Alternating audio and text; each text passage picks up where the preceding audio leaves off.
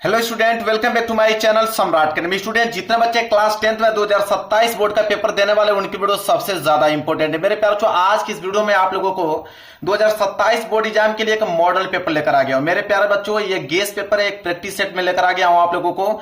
जितने बच्चे 2027 board exam में विज्ञान का पेपर देने वाले उनके वीडियो सबसे ज्यादा इंपॉर्टेंट होने वाला है। मेरे प्यारे बच्चों, इस मॉडल पेपर को अगर आप तैयार कर लेते हो तो इसमें वही क्वेश्चन मैं आप लोगों को बताया हूं जो प्रीवियस ईयर पेपर में पूछे गए हैं और जो इंपॉर्टेंट प्रश्न है। ठीक है, ये जो मैं प्रैक्टिस सेट बनाया हूं वो प्रीवियस ईयर पेपर और आपके इंपॉर्टेंट क्वेश्चन और आपके एनसीईआरटी किताब से मिक्स करके मैंने यह प्रैक्टिस सेट आप लोगों के लिए तैयार किया है। इसमें सारे के सारे मोस्ट इंपॉर्टेंट क्वेश्चन दिए गए हैं। अगर यह पेपर आप तैयार कर लेते हो तो मेरे प्यारों 2027 बोर्ड एग्जाम की तैयारी आप लोगों की बहुत अच्छे तरीके से हो जाएगी और 95% स्कोर करके आ जाओगे आप विज्ञान में। कोड है 824 मेरे प्यारों बच्चों, पीक्यू कोड है। और इसी प्रकार आप लोगों को भी कोड देखने को मिलेगा आपके पेपर में।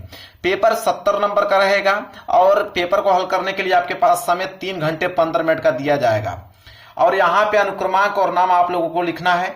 नीचे जैसे आप बढ़ोगे मेरे प्यारे बच्चों तो नीचे आप लोगों का सामान्य निर्देश दिया गया है। मैं एक बार फिर आपको बता दूं कि ये कोई रियल पेपर नहीं है, ये एक मॉडल पेपर है, गेस पेपर है, प्रैक्टिस सेट पेपर है। इसको मैंने खुद बनाया है प्रीवियस ईयर पेपर से और महत्वपूर्ण प्रश्नों का संग्रह है यह पेपर। ठीक है, तो इसको अगर आप तैयार कर लेते हो तो इसमें बहुत महत्वपूर्ण प्रश्न है जो कि आपके एग्जाम के लिए काफी इंपॉर्टेंट होंगे। तो सामान्य निर्देश मेरे प्यारे बच्चों देखिए क्या है। पहला है कि प्रारंभ के 15 मिनट पर छात्रियों को प्रश्न पत्र पढ़ने के लिए निर्धारित है। मतलब शुरू के 15 मिनट आपको टाइम मिलेगा इस पेपर को पढ़ने के लिए और 3 घंटे में इस पेपर को आप लोगों को सॉल्व करना होगा। मेरे प्यारे बच्चों, ऐसे अगर मैं 10 आपको मॉडल पेपर करा दूंगा, 10-15, तो आपकी तैयारी बिल्कुल अच्छे तरीके से हो जाएगी विज्ञान की, इतना मान के चलिए आप। इसके बाद दूसरा निर्देश है कि प्रश्न पत्र 2 खंडों में, खंड अ तथा खंड ब में विभाजित है। यह पेपर 2 खंडों में बना रहेगा। सबसे पहले आप लोगों का खंड अ आएगा, इसके बाद आप लोगों का खंड ब आएगा। तीसरा निर्देश है कि खंड अ तथा खंड ब में 3 उपखंड दिए रहेंगे। उपखंड क ख ग में विभाजित रहेगा। इसका मतलब यह है कि खंड अ में भी 3 उपखंड रहेगा और खंड ब में भी 3 उपखंड रहेगा। देखिए, साइंस के पेपर में 3 उपखंड इसलिए पूछा जाता है क्योंकि फिजिक्स, केमिस्ट्री और बायोलॉजी तीनों को मिलकर यहां पे साइंस का पेपर बनता है, इसलिए 3 उपखंड देता है। फिजिक्स का अलग, केमिस्ट्री का अलग और बायोलॉजी का अलग देता है। इसके बाद देखिए यहां पे चौथा कि प्रश्न पत्र के खंड अ में बहुविकल्पीय प्रश्न है जिसमें सही विकल्प का चुनाव कर ओएमआर शीट पर नीले अथवा काले बॉल पॉइंट पेन से सही विकल्प वाले गोले को पूर्ण रूप से भरे। कहने का मतलब है कि खंड में बहुविकल्पीय प्रश्न रहेंगे। कितने? तो टोटल मेरे प्यारों 20 बहुविकल्पीय प्रश्न पूछा जाएगा, जिसमें आपके फिजिक्स के प्रश्न रहेंगे, केमिस्ट्री के और बायोलॉजी को, तीनों को मिलाकर 20 बहुविकल्पीय प्रश्न पूछा जाएगा आप लोगों का खंड अ में। इनका उत्तर आपको ओएमआर शीट में देना होगा। इसके बाद मेरे प्यार जो बोला यहाँ पे कि काले पेन का इस्तेमाल कर सकते हैं या नीले पेन का इस्तेमाल कर सकते हैं रंगने के लिए इसे। इसके बाद है पांचवा कि खंड अ में बहुविकल्पीय प्रश्न है तो प्रत्येक प्रश्न के लिए 1 अंक निर्धारित है। कह रहा है कि बहुविकल्पीय जो प्रश्न है तो एक प्रश्न 1 नंबर के लिए पूछा जाएगा बहुविकल्पीय का। तो टोटल 20 बहुविकल्पीय प्रश्न रहेगा जो कि 20 नंबर के लिए पूछा जाएगा आपके पेपर में। इसके बाद है अगला कि खंड ब में आपके वर्णनात्मक प्रश्न आएंगे। कितने नंबर के लिए? 50 नंबर का वर्णनात्मक प्रश्न पूछा जाएगा। आगे है कि प्रत्येक प्रश्न के सम्मुख उनके निर्धारित अंक दिए गए हैं। हर एक प्रश्न के आगे लिखा हुआ मिलेगा कि वो प्रश्न 1 नंबर का है या वो प्रश्न 2 नंबर का या 4 नंबर का या 6 नंबर का है। जितना भी नंबर का कोई भी प्रश्न होगा उसके सामने लिखा हुआ मिलेगा। इसके बाद है कि खंड ब के प्रत्येक उपखंड के सभी प्रश्न एक साथ करना आवश्यक है और प्रत्येक उपखंड नए पृष्ठ से प्रारंभ किया जाए। कह रहा है कि खंड ब के प्रत्येक उपखंड आपको करना है। मैंने आपको शुरू में बताया कि 3 उपखंड रहेगा, एक उपखंड क, इसके बाद एक रहेगा आपका ख और एक आपका रहेगा ग। मतलब कि फिजिक्स, केमिस्ट्री और बायोलॉजी तीनों के अलग अलग उपखंड बने रहेंगे। और कह रहा है कि अगर आप क वाला उपखंड कर ले रहे हो, फिजिक्स वाला, केमिस्ट्री करने जा रहे हो तो नए पेज से आपको प्रारंभ करना है। बायोलॉजी वाला ग वाला करने जा रहे हो तो इसे भी नए पेज से आपको प्रारंभ करना है। इसके बाद है कि सभी प्रश्न अनिवार्य है। इसमें जितने प्रश्न दिए गए सारे प्रश्न करना अनिवार्य है। तो निर्देश था, यही निर्देश आपके पेपर में भी देखने को मिलेगा। पूरा डिटेल में मैंने आप लोगों को निर्देश बता दिया। पेपर इधर से स्टार्ट हो रहा है, मैं पेपर आप लोगों को दिखाता हूं। देखिए मेरे प्यारों, जो पेपर यहां से स्टार्ट है आप लोगों का, सबसे पहले आएगा खंड अ और खंड अ में रहेंगे बहुविकल्पीय प्रश्न। और इसमें भी सबसे पहले आएगा उपखंड क, और उपखंड क जो है मेरे प्यारे बच्चों फिजिक्स का प्रश्न रहेगा। देखिए 20 बहुविकल्पीय प्रश्न है जो कि एक एक नंबर के हिसाब से 20 नंबर आपको मिलेगा। यहां पे आप देख सकते हो पहला प्रश्न बहुत ज्यादा इंपॉर्टेंट प्रश्न है। प्रीवियस ईयर पेपर से मैंने यह प्रश्न उठा रखा है मेरे प्यारे बच्चों कि किसी वस्तु से बड़ा आभासी प्रतिबिंब बनाने वाला दर्पण है। मेरे प्यारे बच्चों किसी वस्तु से बड़ा आभासी प्रतिबिंब बनाने वाला दर्पण कौन सा है? समतल दर्पण, अवतल दर्पण, उत्तल दर्पण की कोई गोलीय नहीं। तो एक बात हमेशा याद रखिएगा कि वह है आप लोगों का अवतल दर्पण। अवतल दर्पण में मेरे प्यारे बच्चों हमेशा याद रखिएगा कि जब किसी वस्तु को फोकस और ध्रुव के बीच में रखा जाता है तो वह क्या करता है कि वस्तु का प्रतिबिंब आभासी बनाता है और सीधा बनाता है और वस्तु से बड़ा बनाता है। इसलिए बी वाला ऑप्शन जो होगा बिल्कुल राइट आंसर हो जाएगा। समतल दर्पण की हम बात करें तो समतल दर्पण एकदम जिस प्रकार वस्तु रहेगा सेम टू सेम वैसा बना कर देगा। उत्तल में हमेशा जो होता है वो हमेशा छोटा प्रतिबिंब बनता है उत्तल दर्पण में, लेकिन यहां पे बड़ा प्रतिबिंब की बात है तो हमेशा अवतल दर्पण में। इस बात को हमेशा याद रखिएगा, बहुत इंपॉर्टेंट प्रश्न है। इसके बाद है यहां पे एक नंबर, ये भी क्लियर हो गया आप लोगों का। दूसरा प्रश्न देख लीजिए क्या है। दूसरा प्रश्न है कि सूर्य श्वेताभ प्रतीत होता है, मतलब सूर्य बिल्कुल सफेद कब प्रतीत होता है? तो आप याद रखिएगा मेरे प्यारे बच्चों, वह है आपका दोपहर के समय। दोपहर के समय आप देखिएगा कि सूर्य बिल्कुल सफेद कलर का दिखाई देगा। ठीक है, सी वाला ऑप्शन जो है बिल्कुल राइट आंसर हो जाएगा। यह भी बहुत इंपॉर्टेंट प्रश्न है, एक नंबर यहां से क्लियर हो गया। यही सब प्रश्न आपके पेपर में मेरे प्यारे बच्चों पूछे जाते हैं जो कि इंपॉर्टेंट होते हैं, और वही प्रश्न में इस मॉडल पेपर में रखा हूं जो कि आपके लिए बिल्कुल जेन्युइन और मेरे प्यारे बच्चों काफी हेल्पफुल होने वाला है सारे के सारे प्रश्न। इसके बाद यहां पे तीसरा है कि किसी विद्युत चालक का जो प्रतिरोध निम्नलिखित में किस बात पर निर्भर नहीं करता है? एक नंबर के लिए प्रश्न है। तो निर्भर नहीं करता है, किस बात पर निर्भर नहीं करता है मेरे प्यारे बच्चों, ये बताना है। तो ये आपके चालक के आकार पर निर्भर नहीं करता है। बाकी आप देखोगे कि चालक की लंबाई पर निर्भर करता है, चालक के अनुप्रस्थ काट क्षेत्रफल ए पे निर्भर करता है, चालक के पदार्थ के घनत्व पर भी निर्भर करता है, लेकिन आप देखे होंगे कि चालक के आकार पर वो निर्भर नहीं करता है। इसलिए डी वाला ऑप्शन जो होगा बिल्कुल राइट आंसर हो जाएगा। वहीं अगर हम बात करें क्वेश्चन नंबर 4 को लेकर, यह भी बहुत इंपॉर्टेंट है। हर साल पेपर में यह भी प्रश्न पूछा जाता है कि एक गोलीय दर्पण की अगर वक्रता त्रिज्या अगर 30 सेंटीमीटर है तो इसकी फोकस दूरी होगी। अब आप ही बताइए कि वक्रता त्रिज्या दे रखा है, ठीक है, आर बराबर दे रखा है मेरे प्यारे बच्चों 30 सेंटीमीटर, और यहां पे पूछा है फोकस, ठीक है, कि फोकस दूरी क्या होगा एफ। तो फार्मूला आपको मालूम है कि एफ बराबर क्या होता है आर बटे के 2 होता है। मतलब कि जो फोकस दूरी होता है वक्रता त्रिज्या की आधी होती है। तो यहां पे आप देख रहे हैं कि आर का वैल्यू है 30, तो 30 बटे 2, जब 30 बटे 2 करोगे तो इसका आंसर आ जाएगा आपका 15 सेंटीमीटर। यह है फोकस दूरी, मतलब कि बी वाला ऑप्शन जो है बिल्कुल राइट आंसर हो जाएगा। क्लियर है, समझ में आ रहा है आप लोगों को ना? चलिए आगे बढ़ते हैं क्वेश्चन नंबर 5 की तरफ। देखिए मेरे प्यारों चाहिए है क्वेश्चन नंबर 5, कह रहा है कि लघु पतन के कारण परिपथ में विद्युत धारा का मान, एक नंबर के लिए मेरे प्यारे बच्चों है। तो कह रहा है कि लघु पतन की बात कर रहा है, तो लघु पतन के कारण परिपथ में जो विद्युत धारा का मान होता है ना, तो मेरे प्यारे बच्चों हमेशा याद रखिएगा कि बहुत अधिक क्या हो जाता है, बढ़ जाता है, बहुत अधिक बढ़ जाता है। सी वाला ऑप्शन जो होगा बिल्कुल राइट आंसर हो जाएगा। इसी प्रकार क्वेश्चन नंबर 6 देखिए क्या है, कह रहा है कि किसी मकान में अगर 200 वोल्ट पर विद्युत आपूर्ति की जाती है, मकान में 100 ओम और 200 ओम प्रतिरोध के 2 विद्युत बल्ब प्रतिदिन 1 घंटा प्रयोग में आते हैं, तो प्रतिदिन विद्युत की खपत कितनी होगी? एक नंबर के लिए प्रश्न है मेरे प्यार बच्चों। यहां 2 बल्ब हैं, एक 100 ओम का एक 200 ओम का है, और दोनों बल्ब मेरे प्यारे बच्चों डेली 1 घंटे चलते हैं। तो एक दिन का पूछा है कि कितना विद्युत जो है वो खपत होगी अगर वो 200 वोल्ट वहां पे इसका वोल्टेज है। तो अब मेरे प्यारे बच्चों आपको मालूम है कि घरों में जो यहाँ पे परिपथ लगे होते हैं, तो घरेलू परिपथों में आप देखेंगे होंगे कि उपकरण जो होता है वो हमेशा समांतर क्रम में जुड़ता है। तो समांतर क्रम में जुड़ने का मतलब ये हो गया कि दोनों बल्बों में समान वोल्टेज जाएगा, ठीक है, चाहे वो 100 ओम का अगर वो बल्ब है उसमें भी 200 वोल्टेज जाएगा, 200 ओम का कोई भी बल्ब है उसमें भी 200 वोल्टेज ही जाएगा।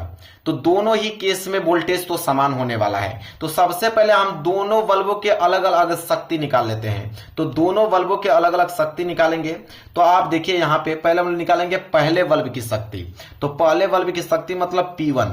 तो P1 बराबर मेरे प्यारों जो ओम के नियम से क्या हो जाएगा कि V² बटे R1। ठीक है, मतलब V तो सेम रहेगा तो V का स्क्वायर होता है अब बटे R1 मतलब पहले बल्ब का प्रतिरोध। ठीक है, और पहले बल्ब की शक्ति हम लोग निकाल रहे हैं। तो P1 बराबर आप देखिएगा क्या आ जाएगा, P1 बराबर V²। तो V तो आपका 200 है तो ये हो जाएगा आपका 200 गुणे 200 और बटे में R1 पहले बल्ब का प्रतिरोध कितना है 100 ओम। तो यहां हो जाएगा 100। तो 2 जीरो से 2 जीरो कैंसिल हो गया और 2 दूनी के 4। तो यहां पे आ गया 400 वोल्ट मेरे प्यार बच्चों पहले बल्ब की शक्ति। अब हम दूसरे बल्ब की शक्ति निकालेंगे मतलब P2 बराबर। तो V² तो सेम रहेगा, वोल्टेज तो सेम रहेगा और यहां पे दूसरे बल्ब का शक्ति निकालना है तो दूसरे बल्ब का प्रतिरोध भी रहेगा R2। तो बराबर क्या हो जाएगा यहाँ पे आप देखिए, तो दूसरे बल्ब की शक्ति P2 बराबर क्या हो जाएगा V² मतलब कि 200 गुणे 200 ये तो रहने वाला है और बटे में यहाँ पे R2 दूसरे बल्ब का प्रतिरोध कितना है 200 ओम का दूसरा बल्ब है तो यहाँ हो जाएगा 200 ओम। तो 200 से 200 कैंसिल बच गया यहाँ पे 200। ठीक है, तो पहले बल्ब की शक्ति तो 400 आ गया, दूसरे बल्ब की शक्ति आ गया 200। अब हम कुल यहां निकालेंगे कुल शक्ति कितना होगा, टोटल दोनों बल्ब की शक्ति कितना होगा। तो कुल शक्ति की अगर हम बात करें टोटल शक्ति को हम लोग यहां से P से डिनोट करते हैं। तो P बराबर क्या हो जाएगा, दोनों बल्ब की शक्ति जोड़ दीजिए मतलब P1 प्लस P2 हो जाएगा। तो P1 का यहाँ पे 400 और प्लस P2 का यहाँ पे 200। तो टोटल शक्ति आ गया कितना मेरे प्यारे बच्चों 600 वोल्टेज आ गया।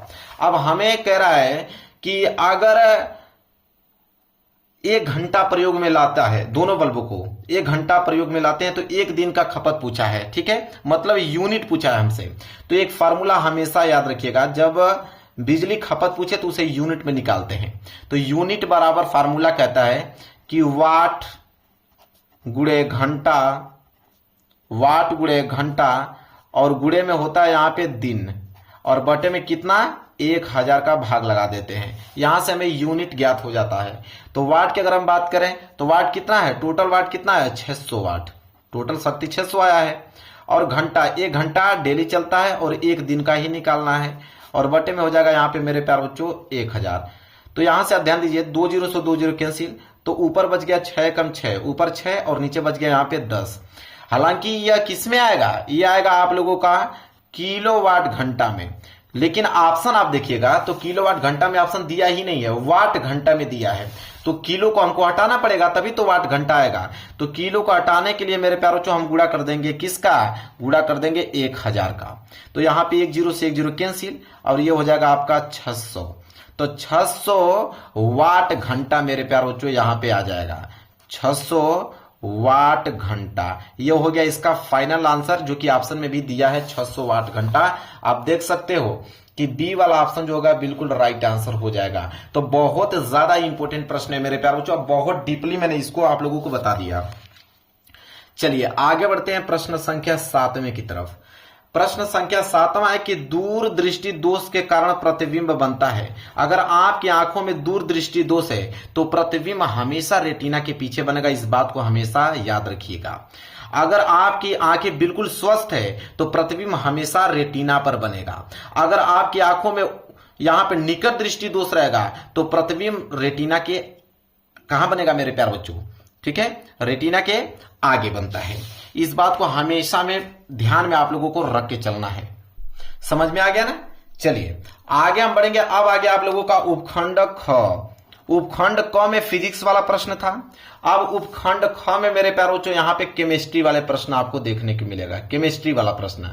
और प्रश्न संख्या 8वां से स्टार्ट है। देखिए प्रश्न संख्या 8वां क्या कहता है कि जिन अभिक्रियाओं में आयनों के विनिमय से नए यौगिक बनाते हैं उन्हें कहते हैं, उन्हें क्या कहते हैं, ठीक है, उन्हें कहा जाता है। यहां पे अंत नहीं होगा, उन्हें कहा जाता है, ठीक है, टाइपिंग में मिस्टेक है। उन्हें कहा जाता है। यह प्रश्न है कि जिन अभिक्रियाओं में आयनों के, आयनों मतलब यहाँ पे ऋणात्मक और धनात्मक आयनों के विनिमय से जो यौगिक बनते हैं उन्हें कहा जाता है। तो उन्हें मेरे प्यारों बच्चों द्विविस्थापन अभिक्रिया कहा जाता है। हमेशा याद रखिएगा, द्विविस्थापन अभिक्रिया में आयनों का आदान प्रदान होता है, ठीक है, उससे नए यौगिक बनते हैं। तो 1 नंबर यहां से क्लियर हो गया। आगे है मेरे प्यारों बच्चों प्रश्न संख्या 9। प्रश्न संख्या 9 है कि मीठे सोडे या खाने सोडे का गुणसूत्र है। तो खाने वाला सोडा कहिए या मीठा सोडा कहिए, दोनों बात एक ही है।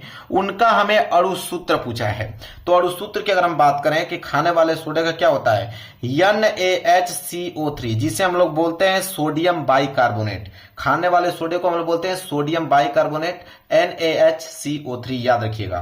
प्रश्न संख्या 10वां देख लीजिए कि सामान्य तापक्रम तथा दाब के द्रव के रूप में पाई जाने वाली अधातु है। तो मेरे प्यारे बच्चों ब्रोमीन, ब्रोमीन एक ऐसी अधातु है जो कि कमरे के सामान्य तापमान पर भी वो किस अवस्था में कन्वर्ट हो जाती है, द्रव अवस्था में पाई जाती है। इस बात को हमेशा याद रखिएगा, ब्रोमीन, ठीक है, जिसे हम लोग Br से डिनोट करते हैं, ब्रोमीन। ये भी 1 नंबर यहां से क्लियर हो गया आप लोगों का। आगे है प्रश्न संख्या 11, कह रहा है कि प्रोपेनल है। 1 नंबर के लिए प्रश्न है मेरे प्यारों बच्चों। तो प्रोपेनल की अगर हम बात करें कि प्रोपेनल है, तो प्रोपेनल है आप लोगों का C3H6O, ठीक है। इसका सूत्र क्या होता है आपको मालूम होगा कि CnH2n और O, ठीक है। इसका सूत्र क्या होता है, CnH2nO। यहां पे कार्बन 3 है, इसलिए सूत्र यहां पे क्या बन जाता है कि Cn का वैल्यू कितना है 3, तो यहां पे लिखेंगे 3 और H, n का वैल्यू है 3, तो 3 दूनी के 6 और O आ गया कि नहीं, बी वाला ऑप्शन, बिल्कुल। तो यहां पे n का वैल्यू 3 है, इसलिए ये आ जाएगा। क्लियर है, यह है आपका प्रोपेनल। समझ में आ गया आप लोगों को। कभी कभी ऑप्शन में यह दे देता है, जैसे C3 है ना, तो इसको ऐसे लिख देता है CH3, ठीक है, CH2 CHO। कभी कभी आप देखिएगा इसको ऐसे भी लिख देता है, तो आप कंफ्यूज मत होइएगा। तो प्रोपेनल है C3H6O, पूरा डिटेल में बता रहा हूं आप लोगों को।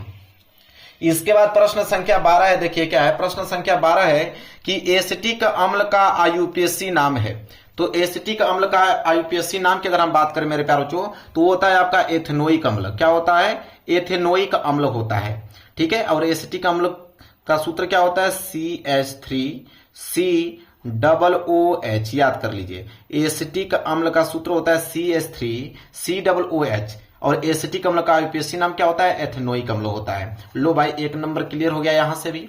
इसके बाद प्रश्न संख्या 13 देख लो। प्रश्न संख्या 13 है कि एक भूरे रंग का चमकदार तत्व X को वायु की उपस्थिति में गर्म करने पर वह काला हो जाता है, इस तत्व का नाम है। 1 नंबर के लिए प्रश्न है मेरे प्यारे बच्चों। तो वह आप लोगों का कापर, ठीक है, वो क्या है, कापर। तो कापर एक भूरे रंग का चमकदार तत्व है जो कि जैसे वायु की उपस्थिति में आएगा, ठीक है, तो वह क्या होता है, गर्म करने पर काला हो जाता है। जैसे कापर ले लेना, इसका मैं आपको बता देता हूं एक्सपेरिमेंट। इसका कापर ले लेना, कापर का कोई वायर ले लेना और वायु में उस तरह खुले में उसमें आग लगाना। जब आग लगाओगे ना, तो वो कापर का जो वायर है, कापर का जो तार है, वो काला पड़ जाएगा। क्या हो जाएगा, काला पड़ जाएगा। तो वही तो प्रश्न पूछा है। अब आ जाएगा आप लोगों का उपखंड ग। अब उपखंड ग में क्या रहेगा, तो इसमें बायोलॉजी वाले प्रश्न आप लोगों को देखने को मिलेगा। बायोलॉजी वाले प्रश्न रहेंगे इसमें। प्रश्न संख्या 14 कह रहा है कि स्वपोषी पोषण के लिए आवश्यक है। स्वपोषी पोषण मतलब जो अपना भोजन स्वयं बनाते हैं। तो जो अपना भोजन स्वयं बनाते हैं, जैसे पौधा जो होता है अपना भोजन स्वयं बनाता है, तो उसके लिए क्या क्या आवश्यक है। तो ऑप्शन ए कार्बन डाइऑक्साइड, तो चाहिए, क्लोरोफिल भी चाहिए। इसके बाद है सूर्य का प्रकाश, तो सूर्य का प्रकाश भी चाहिए। ऑप्शन डी उपयुक्त सभी, बिल्कुल डी वाला ऑप्शन जो होगा बिल्कुल राइट आंसर हो जाएगा। क्लियर है, समझ में आ गया आप लोगों को। चलिए आगे बढ़ते हैं प्रश्न संख्या 15 की तरफ। प्रश्न संख्या 15वां है कि मादा जनन तंत्र के किस भाग में कॉपर टी स्थापित किया जाता है। 1 नंबर के लिए प्रश्न है। तो कॉपर टी स्थापित किया जाता है मेरे प्यारों बच्चों गर्भाशय में। कहां पे, गर्भाशय में। तो यहां पे 15 का सी वाला ऑप्शन जो होगा बिल्कुल राइट आंसर हो जाएगा। 16वां प्रश्न है कि मेंडल के अनुसार मटर के पौधों में निम्नलिखित में से कौन सा जीनोटाइप लंबे तने व झुर्रीदार बीजों के लक्षण व्यक्त करेगा। तो मेरे प्यारे बच्चों कह रहा है कि जीनोटाइप लंबे मतलब लंबे तने व झुरीदार बीजों के लक्षण को व्यक्त करेगा, वह आपका capital T small R R. C वाला ऑप्शन जो है बिल्कुल राइट आंसर हो जाएगा। एक नंबर लो, यहां से भी क्लियर हो गया। इसके बाद है प्रश्न संख्या 17। प्रश्न संख्या 17 है कि निषेचन के बाद पुष्प का कौन सा भाग होता है जो फल में बदल जाता है। तो जब निषेचन हो जाता है तो पुष्प का मेरे प्यारे बच्चों कौन सा ऐसा भाग है जो फल में बदलता है, वह है आपका अंडाशय। क्या है? अंडाशय। सी वाला ऑप्शन जो होगा बिल्कुल राइट आंसर हो जाएगा।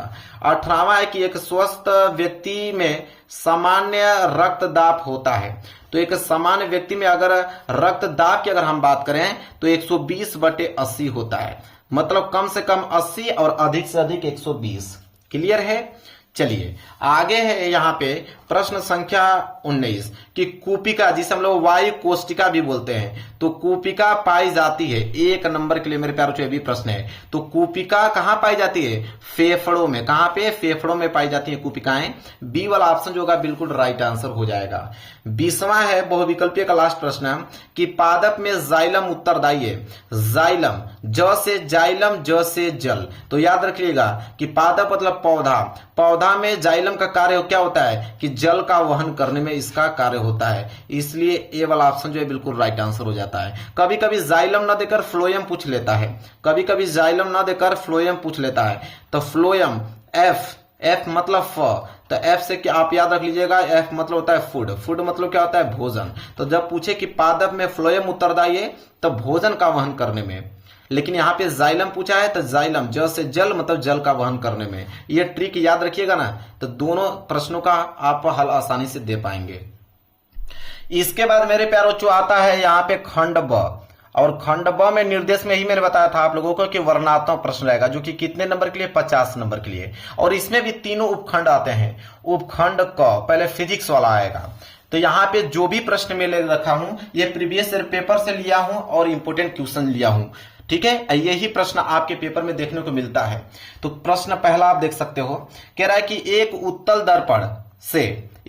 दर्पण से 25 सेंटीमीटर दूर रखी वस्तु का प्रतिबिंब वस्तु की लंबाई का आधा बनता है। ठीक है, तो दो चीज बताना है। पहला, दर्पण से प्रतिबिंब की दूरी क्या होगी, तथा दूसरा कंडीशन यह है कि दर्पण की फोकस दूरी भी आप लोगों को ज्ञात करना है। यह प्रश्न 4 नंबर के लिए, 2 नंबर इस पे मिलेगा, 2 नंबर इस पे। यह प्रश्न बहुत इंपॉर्टेंट है, इसको जरूर से जरूर एक बार सॉल्व कर लीजिएगा मेरे प्यारे बच्चों। प्रश्न 22 है। ठीक है, प्रश्न यहाँ पे देखिए 22 बोला है यहाँ पे कि 22 में पहला है यहाँ पे कि अभिसारी किरणों के मार्ग में अवतल लेंस रखने पर किरणें लेंस से 20 सेंटीमीटर पीछे अक्ष पर फोकस होती हैं। ठीक है, अब दूसरा है मेरे प्यारों बच्चों यहाँ पे कि लेंस की अनुपस्थिति में ये किरणें कहां फोकस होती हैं। लेंस की फोकस दूरी अगर 30 सेंटीमीटर है तो यह बताना है आप लोगों को। बहुत इंपॉर्टेंट प्रश्न है मेरे प्यारे बच्चों। इसके बाद अगला है यहाँ पे, ये भी प्रश्न कितने नंबर के लिए था? 4 नंबर के लिए। अगला प्रश्न है प्रश्न संख्या 23। ठीक है, 23 का ये प्रश्न संख्या 3 का ये कह रहा है कि निम्न चित्र में बताना है कि प्रतिरोध R1 15 ओम और R2 दिया है 10 ओम और R3 है 30 ओम और R4 है 5 ओम और R5 है 20 ओम। वह बैटरी जो है वो बैटरी 18 वोल्ट है। जिस बैटरी से सारे के सारे प्रतिरोध जुड़े हुए हैं वो बैटरी 18 वोल्ट की है। कह रहा है कि इस परिपथ में तुल्य प्रतिरोध और विद्युत धारा की गणना आप लोगों को करना है, 4 नंबर मिलेगा। ठीक है, इसके बाद है प्रश्न संख्या 4 कि निम्नलिखित चित्र की सहायता से फ्लेमिंग के बाएं हाथ का नियम आप लोगों को लिखना है। ठीक है, तो यहां पे बताना है कि बाएं हाथ का नियम, फ्लेमिंग के बाएं हाथ का नियम लिखना है। अगर ये प्रश्न नहीं करना चाहते हैं तो अथवा करके यहां पे दिया है कि किसी प्रिज्म श्वेत प्रकाश के विक्षेपण को स्पष्ट रेखा चित्र द्वारा बनाइए। 6 नंबर के लिए दोनों में से कोई एक प्रश्न आपको करना है। इसके बाद आपका आएगा उपखंड ख। कह रहा है प्रश्न संख्या 5वां कि निम्नलिखित को उदाहरण द्वारा समझाइए। 2 नंबर मिलेगा। पहला है कि दैनिक जीवन में पीएच मान का क्या महत्व है, और दूसरा है कि ऊष्माक्षेपी रासायनिक अभिक्रिया किसे कहते हैं। तो 2 नंबर के हिसाब से 4 नंबर हो जाएगा। इसके बाद 6 है कि निम्न पर टिप्पणी दीजिए कि यश दलेपन किसे कहते हैं। 2 नंबर इसे मिलेगा। और क्या होता है कि जब हम सोडियम धातु को ठंडे जल से अभिक्रिया कराते हैं तो एक पहला प्रश्न 2 नंबर का है, दूसरा प्रश्न भी 2 नंबर का, दोनों 4 नंबर आपको दिला देंगे। इसके बाद 7वां कि क्या होता है जब केवल रासायनिक समीकरण आप लोगों को लिखना है। ठीक है। क वाला है कि चूने के पानी में देर तक अगर हम कार्बन डाइऑक्साइड गैस प्रभावित करते हैं तो क्या होगा। शुष्क बुझे हुए चूने की अभिक्रिया अगर हम क्लोरीन गैस से कराते हैं तो क्या होगा। जिप्सम को गर्म करेंगे तो क्या होगा, और सोडियम धातु की जल से अभिक्रिया करा देंगे तो क्या होगा। तो 4 दिया है और चारों को केवल संतुलित रासायनिक समीकरण आपको लिखना है। 6 नंबर मेरे प्यार जो मिल जाएगा 1.5 नंबर के हिसाब से। इसके बाद अगर नहीं करना चाहते हैं चारों, तो अथवा करके दिया है कि निम्नलिखित पर संक्षिप्त टिप्पणी लिखिए कि भर्जन किसे कहते हैं 2 नंबर के लिए, उभय अपघटन किसे कहते हैं 2 नंबर, संक्षारण किसे कहते हैं 2 नंबर। तो या तो ऊपर वाला कीजिए या तो नीचे वाला कर दीजिए, 6 नंबर आपको मिल जाएगा। इसके बाद आता है आपका उपखंड ग, प्रश्न संख्या 8वां। तो इसमें बोला है 4 नंबर के लिए प्रश्न 1-1 नंबर के हिसाब से मिलेगा। पहला प्रश्न है कि पादप में जाइलम का प्रमुख कार्य क्या होता है। दूसरा है कि शरीर के किस अंग में कॉपर टी स्थापित किया जाता है, जो कि बहुविकल्पीय में इसको मैंने बताया। इसके बाद मेंडल ने किस पौधे पर अपना प्रयोग किया था। इसके बाद समजात अंगों के उदाहरण दीजिए। तो चारों प्रश्नों का जवाब देंगे तो 1-1 नंबर के हिसाब से 4 नंबर आपको मिलेगा। प्रश्न संख्या 9 है कि मनुष्य के दोहरे परिसंचरण की व्याख्या कीजिए। तो मनुष्य के दोहरे परिसंचरण की व्याख्या करते हैं तो 4 नंबर आपको मिलेगा। इसमें बहुत इंपोर्टेंट प्रश्न में लिया हूं। इन सारे प्रश्नों को जरूर से जरूर, अगर आप लोगों को 2027 बोर्ड एग्जाम में अगर साइंस में टॉप करना है तो इस सारे के सारे मॉडल पेपर को सॉल्व करना होगा आप लोगों को। इसके बाद है प्रश्न संख्या 10वां कि निम्नलिखित पर संक्षिप्त टिप्पणी लिखिए। 4 नंबर मिलेगा कि प्राकृतिक संसाधनों का संरक्षण 2 नंबर, और पुनरुद्भवन किसे कहते हैं पुनर्जनन, ये भी 2 नंबर के लिए है। इसके बाद है प्रश्न संख्या 11 कि मानव के मादा जनन तंत्र का वर्णन कीजिए। ठीक है, यह आपके 6 नंबर के लिए प्रश्न है। अगर ये नहीं करना चाहते हैं तो अथवा करके कि प्राकृतिक संसाधनों के सपोषित प्रबंधन पर एक आपको क्या लिखना है, निबंध लिखना है। तो इस प्रकार मेरे प्यारों यह जो मॉडल पेपर में आप लोगों को बताया हूं यह समाप्त हो गया, और इसमें जितने महत्वपूर्ण प्रश्न हैं उनको जरूर से जरूर आप लोग तैयार कर लीजिएगा। वीडियो पसंद आए तो वीडियो को जरूर लाइक कर दीजिएगा। चैनल पर नए हो तो चैनल को जरूर सब्सक्राइब कर लीजिएगा। मिलेंगे एक प्यारा सा नेक्स्ट वीडियो में, तब तक के लिए धन्यवाद।